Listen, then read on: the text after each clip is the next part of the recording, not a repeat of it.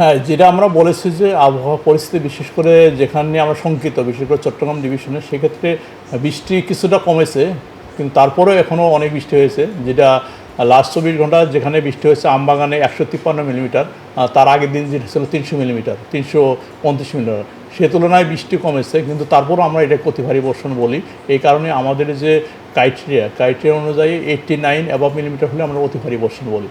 এখনও সেসব জায়গায় যে অতি ভারী বর্ষণের ভিতরেই আছে, তবে আগে যেরকম 200-300 মিলিমিটার হতো সেখান থেকে অনেকটা কমে এসেছে। এটা আপনার 150 থেকে 100 যেমন মিলিমিটার বৃষ্টি হচ্ছে, যেমন কক্সবাজারে আরও বৃষ্টি কমে গেছে। যেমন কক্সবাজারে লাস্ট 24 ঘন্টায় বৃষ্টি হয়েছে 99 মিলিমিটার, যেটা আগের দিন ছিল 125।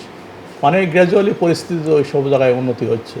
আর এটা হচ্ছে যে এর সাথে সাথে কিছু এলাকা আবার বৃষ্টি বেড়েছে, বিশেষ করে আপনার খুলনাতে বৃষ্টি ছিল না, রাজশাহীতে বৃষ্টি কম ছিল। এখন যেটা খুলনা, রাজশাহী এবং ঢাকার আশেপাশে বৃষ্টি হচ্ছে, যদিও ঢাকাতে বৃষ্টি কম হয়েছে 28 মিলিমিটার, কিন্তু আপনার ঢাকার উত্তর সাইড এবং দক্ষিণ সাইডে অনেক বৃষ্টি হয়েছে, অতি ভারী বর্ষণ হয়েছে। যেমন টাঙ্গাইলে বৃষ্টি হয়েছে 124 মিলিমিটার, তারপরে মাদারীপুর, ফরিদপুর, গোপালগঞ্জ এইসব জায়গাতেও অতি ভারী বর্ষণ হয়েছে। আমরা আশা করছি যে যেটা আমরা আগে বলে আসছি যে 11-12 তারিখ থেকে ওয়েদার অনেকটাই ভালোর দিকে যাবে। এখনও যে আমাদের মডেলগুলো আছে, আমাদের অ্যানালিসিস আছে, আমরা বলবো যে 11-12 তারিখের পরে বৃষ্টি অনেকটা কমে যাবে। তবে একটা জিনিস খেয়াল রাখতে হবে, এটা যেহেতু বর্ষাকাল আর হচ্ছে জুলাই মাসে সবচেয়ে বেশি বৃষ্টি হয়। নর্মাল বৃষ্টি একটা আছে, যে প্রতিদিনই একটা নর্মাল একটা বৃষ্টি আছে, হয়তো সেই বৃষ্টিটা থাকবে, তো ওই বৃষ্টিতে তত সমস্যা হবে না।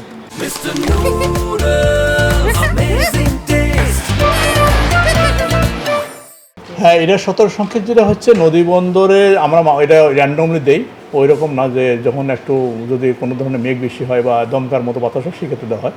আর যেটা হচ্ছে সাগরের জন্য আমরা যে 3 নম্বর স্থানীয় সতর্ক সংকেত যেটা ছিল, ওটা এখনও চলমান রয়েছে।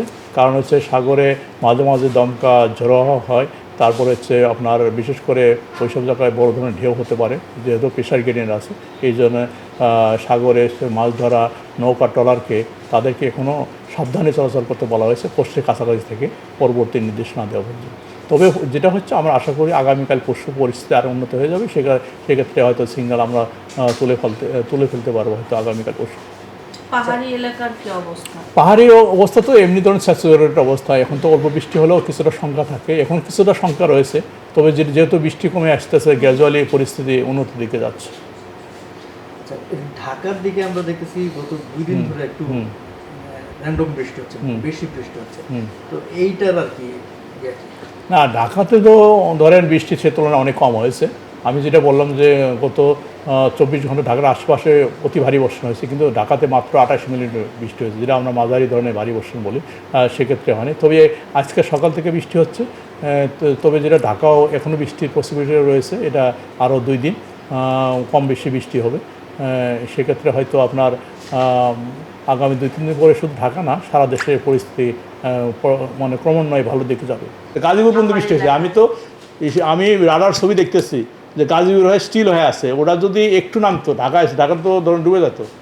লাকিলি কালকে বৃষ্টিটা ওই গাজীপুর এসে থেমে গেছে, মেঘটা এদিকে সরতে পারে না। ওখানে হচ্ছে গাজীপুরে আপনার গাজীপুর তো আমাদের স্টেশন নয়, টাঙ্গাইলে 124 মিলিমিটার বৃষ্টি হয়েছে। ওই বৃষ্টি এই দিকে হলে কী হতো, এদিকে আপনার গোপালগঞ্জে বৃষ্টি হয়েছে অনেক, তারপরে মাদারীপুর হচ্ছে 100, তারপরে আপনার ফরিদপুরে হয়েছে। শুধু মাঝখানে ও 2 পাশে মেঘ ছিল, মাঝখানে ফাঁকা পড়ে গেছে, ঢাকাটা পয়সা গেছে।